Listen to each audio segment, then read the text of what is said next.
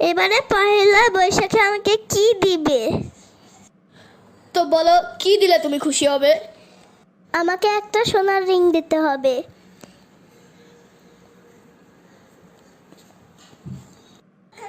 Please, অন্য কিছু দিলে হয় না? তাহলে আমাকে এক জোড়া ইলিশ কিনে দাও। রিং কি রেডিমেড কিনবা নাকি বানাবা?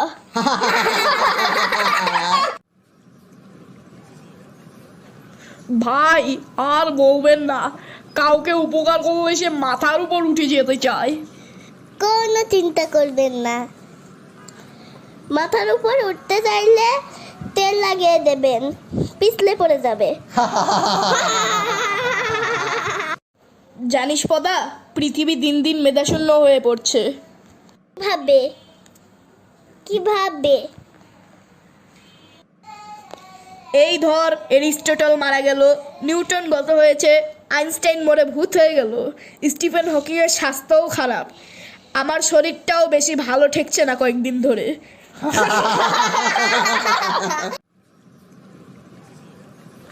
ভাই, 1 কেজি আলুর দাম কত? ভাই 1 কেজি আলু 60 টাকা। আগে তো 40 টাকা কেজি বিক্রি করতেন। আগে করতাম, এখন করি না। ভাই 1 কেজি আলু দেন তো। ভাই আলু নিয়ে যাচ্ছেন, দাম দেবেন না? ভাই আগে দাম দিতাম, এখন আর দাম দেই না। কিরে, অনলাইনে লেখাপড়া কেমন চলছে? জানি না বাবা। কেন? স্যারকে তো আমি সেই কবে ব্লক করে দিয়েছি। হে আমার ছেলে, ব্যবসায় সফল হতে হলে তোমাকে সততা আর সুবুদ্ধি অবশ্যই মাথায় রাখতে হবে। বাবা, সততা বজায় রাখবো কিভাবে? কাউকে যখন কোনো কথা দেবে তখন সেটা অবশ্যই রাখার চেষ্টা করতে হবে, এটি হলো সততা। আর সুবুদ্ধি? আর সুবুদ্ধি হলো কাউকে কোনো কথাই দেবে না। ডাক্তার সাহেব, আমার বউয়ের অ্যাপেন্ডিসাইট অপারেশন করতে হবে। আপনার বউয়ের অ্যাপেন্ডিক্স আমি 1 বছর আগেই অপারেশন করে ফেলে দিয়েছি।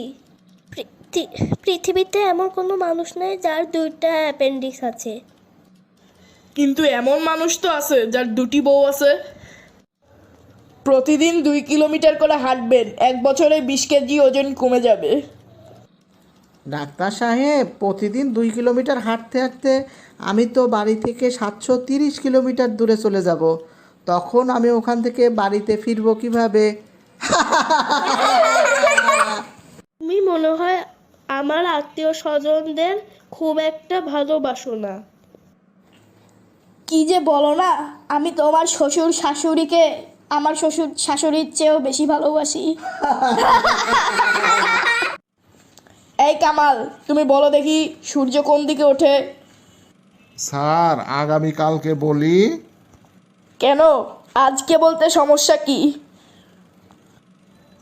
না, মানে স্যার, আজকে ঘুম থেকে উঠতে একটু দেরি হয়ে গিয়েছিল তো, তাই খেয়াল করতে পারিনি সূর্য কোন দিকে উঠেছে। কি আবুল, তোমার ইতিহাস পরীক্ষা কেমন হয়েছে বাবা? একেবারে বাজে হয়েছে বাবা। কেন কেন খারাপ হয়েছে? আর বলো না, সব আমার জন্মের আগের প্রশ্ন দিয়ে রেখেছে। এই আমার বাগানের মালি, এই নাও 20,000 টাকা চেক, তোমার গত বছরের ভালো কাজের পুরস্কার এটা। স্যার, চেকে তো সই করেননি। এই বছর তুমি আগের বছরের চেয়ে ভালো কাজ করো, পরের বছর এটা আমি সই করে দিব। জলদি ঘরে সব দামি জিনিসপত্র লুকিয়ে ফেলো, আমার কিছু বন্ধু বাড়ি আসছে। কেন, তোমার বন্ধুরা কি সেসব চুরি করবে? না, নিজেদের জিনিস চিনে ফেলবে। বন্ধু, তুই মানুষ না তেলাপোকা? আমি মানুষ। কিভাবে বুঝলি? আমি তেলাপোকা হলে তো আমার বউ কবেই আমাকে ভয় পাইতো। আপনি নাকি আপনার স্বামীকে খেতে দিচ্ছেন না? সারাদিন বসে বসে টিভি আর ফেসবুক দেখে।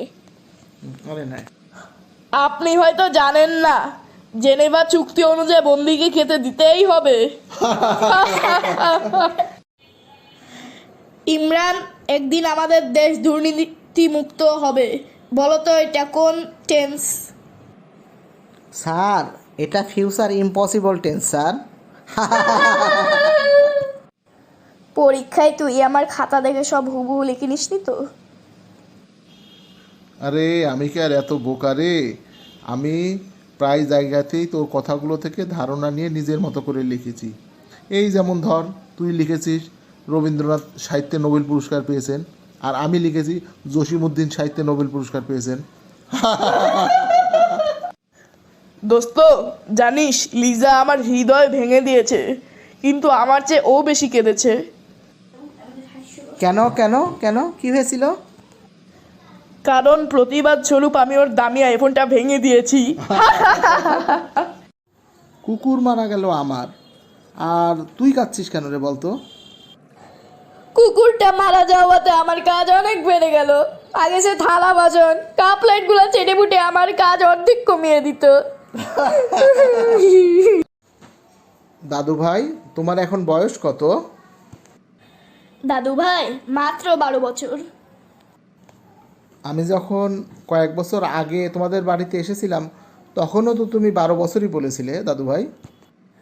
কিন্তু দাদু ভাই আমি অন্যদের মতো আজকে এক কথা আর কালকে এক কথা বলি না। বলো তো আউসাপ, 3 আর 5 গুণ করলে কত হবে? 15 হবে বাবা।